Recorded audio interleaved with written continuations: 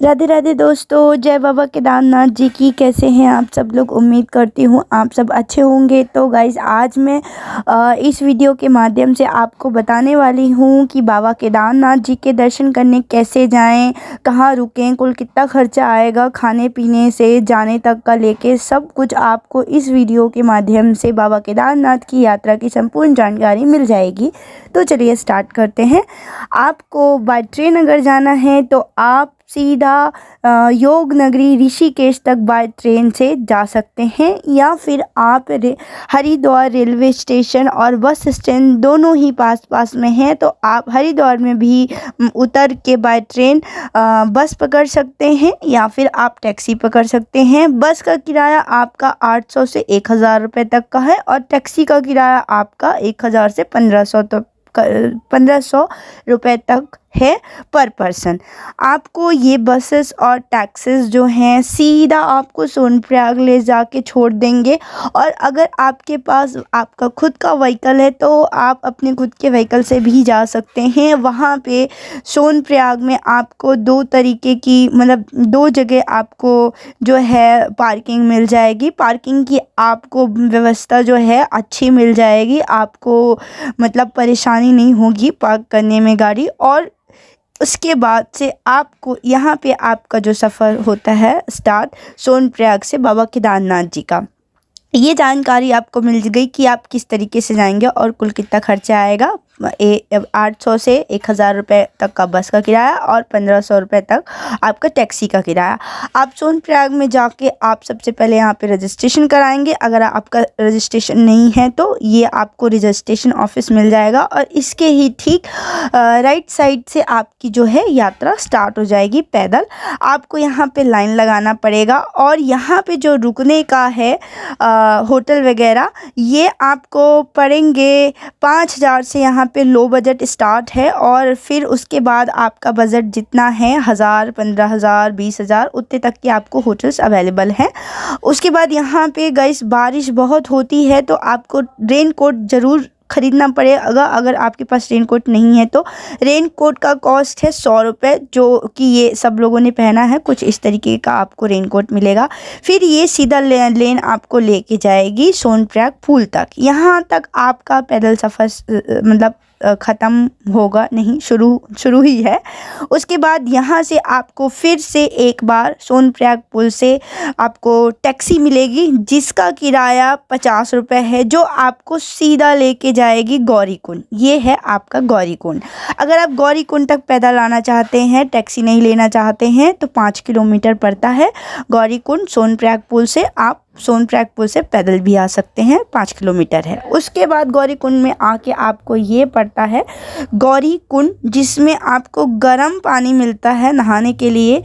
इस तरफ आपके बॉयज़ लोग नहाते हैं, यानी कि पुरुष नहाते हैं, और इस तरफ महिलाएं नहाती हैं। रात के यहाँ पे 12 बजे हैं, इस तरीके का कुछ रात के सीन होता है।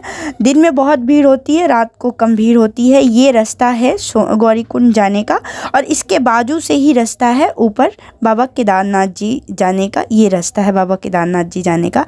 उसके बाद आप यहाँ से चढ़ाई करना स्टार्ट कर देंगे। यहाँ से आपको जो चढ़ाई का कुल दूरी है वो है तकरीबन 24 किलोमीटर, पर वहाँ पे लिखा हुआ है बस 16 किलोमीटर, जो कि एकदम साफ गलत है। आपको 24 किलोमीटर चल के जाना पड़ता है। पैदल नहीं चढ़ना चाहते हैं तो ये है बकेट, इसको कहते हैं बकेट। इसमें आप बैग भी ले जा सकते हैं, और इस पे आप खुद भी बैठ के जा सकते हैं।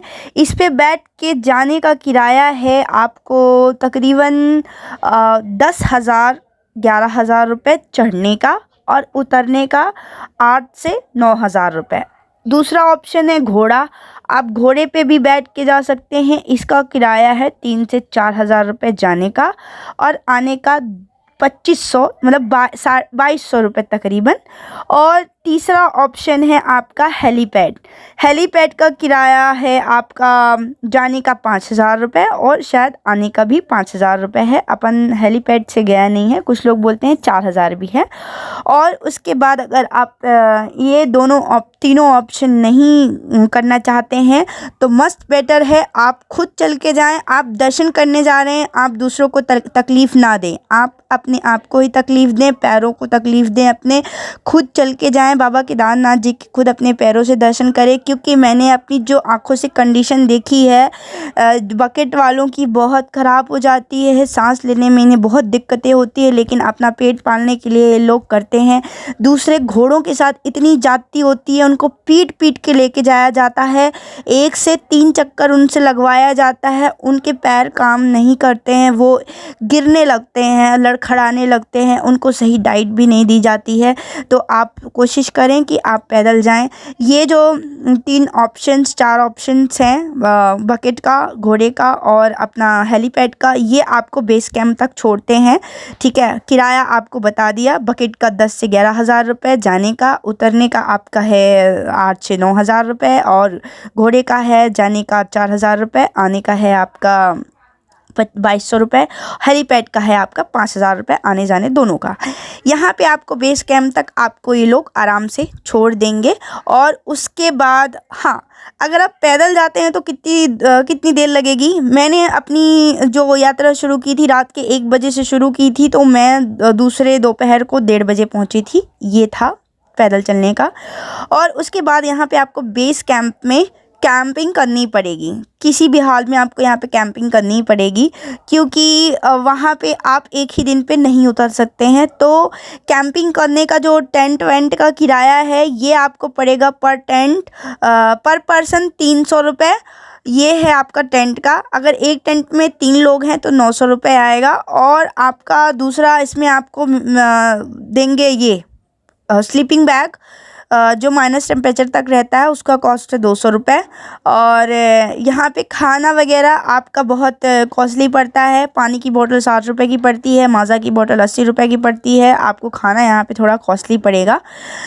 खाने पीने के लिए आप ज़्यादा पैसे लेके जाएं। उसके बाद आप यहाँ पे बेस कैंप में थोड़ा सा स्टे करने के बाद, अगर आप मतलब या तो आप सीधा आके दर्शन करने जा सकते हैं, या फिर आप रुक के दूसरे दिन अर्ली मॉर्निंग, या तो आप शाम को या तो आप आरती कर सकते हैं, आरती करके आप रुक सकते हैं, या फिर आप रात को रुक के सुबह मॉर्निंग में दर्शन करके उतर सकते हैं। आपको दोनों चीज़ बेहतर पड़ेगी। और या फिर आप कोशिश करें कि आप शाम की भी आरती करें और रात को आराम करके सुबह की भी आरती करके फिर दूसरे दिन आप उतरें। क्योंकि यहाँ पे जो रात का नज़ारा है वो मैंने मिस कर दिया था, क्योंकि मैं बहुत टायर्ड हो गई थी तो मैं सो गई थी। पर रात को जो यहाँ पे भगवान खुद आरती के समय पे दर्शन देने आते हैं, ऐसा मैंने सुना है। तो आप ये चीज़ बिल्कुल ध्यान रखें, आप शाम की आरती बिल्कुल मिस ना करें।